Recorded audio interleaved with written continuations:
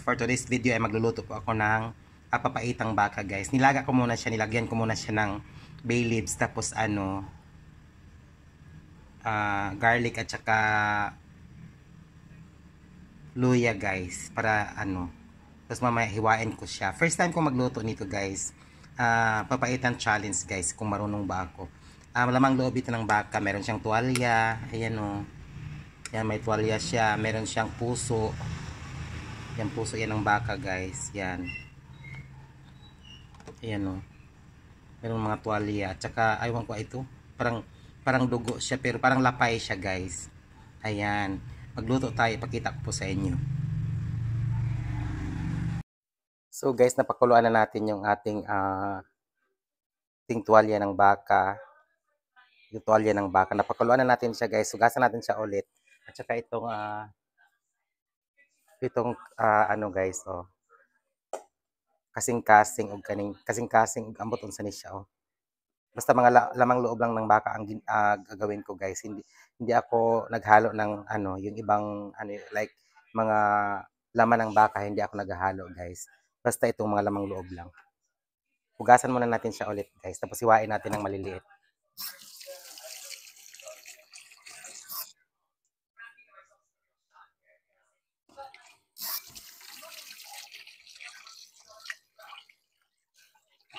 Yan, para malinis talaga siya. Ang pinakulo ko pala nito guys, loya at saka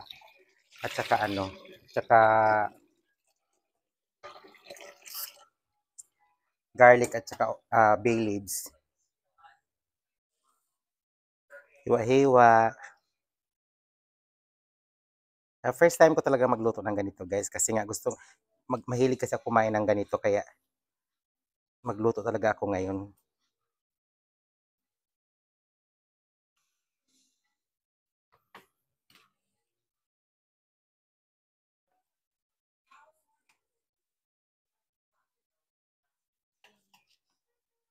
Tungol pa rin naman to siya guys. Pero nawala talaga yung amoy niya na hinugasan ko muna siya ng asin tapos pinakuluan ko siya ng bonggang-bongga. Tapos tinapon ko yung tubig na nakulo na guys.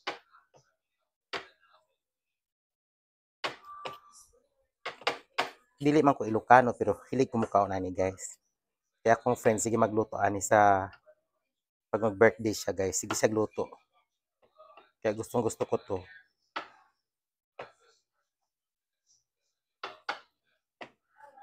Hiwa lang. Never mind na lang sa hiwa guys. Kaya hindi ako masyadong marunong sa hiwa. Basta hiwa lang ito.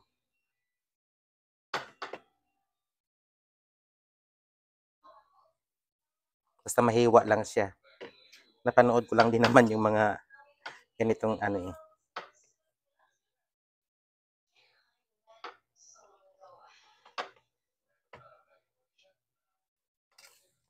Hindi ba nahiwa na natin. Tsaka sunod nating hiwain yung kanyang mga Yan guys, ito na po yung ating hiniwa guys. Yan, hiniwa na natin yung igisa na natin siya guys. Ayan. Muna tayo ng mga lamas. Mag-prepare muna tayo. Ayan guys, igisa na natin yung ating papaitan guys. Ito yung ating lamas na atay kanang naang sili, natay sibuyas, luya at saka bawang. Kanya itong gisahon guys. So, Naputay ka nang naang apdo guys. Na diri guys. Apdo sa baka. Mag-try tagluto ani kung lami bigit ang luto. Igisa sana ko siya daan sa diri sa kalaha guys. Kay i-transfer lang nako siya dito sa kaldero niya. Kay butangan man akong sabaw.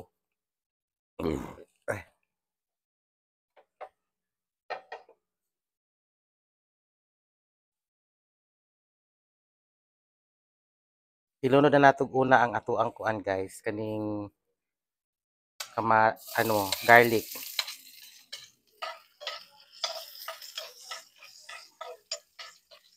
Ayan, garlic muna. Ano natin siya. Magba-brown na siya.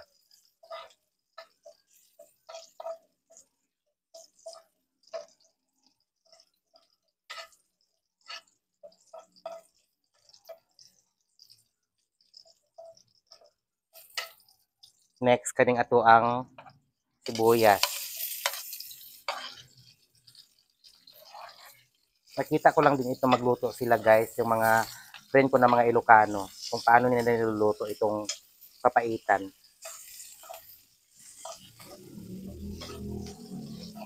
First time challenge ko magluto ng ganito, kaya panoorin nyo paano ko magluto. Pero igisa lang naman yan siya, tapos lagyan ng sabaw, tapos timplahan mo, anong gusto mong timpla.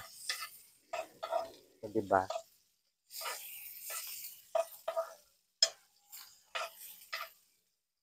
Tapos luya, gisa-gisa. Pag nagisa na natin tong ating luya at saka pagkatapos natin siyang gisahin, lagyan natin siya ng pangpalasa guys. Tapos ilagay na natin yung ating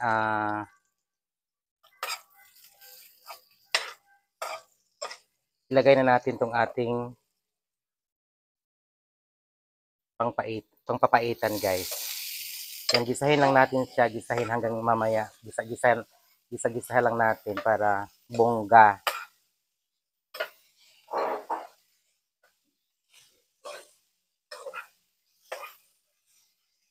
Puro lang ito talaga lamang loob ang aking wala to siyang halong walang halong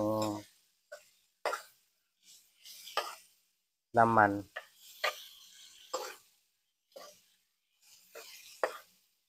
Pag nagpakulo ka nito guys, lagyan mo talaga siya ng luya at saka bay leaves at saka yung garlic para yung niya mawawala yung baho yung amoy ng niya guys.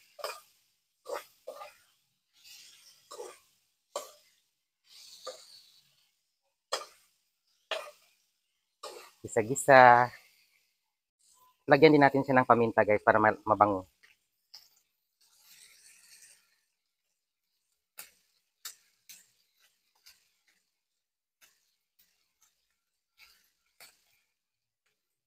Ang bango na niya guys.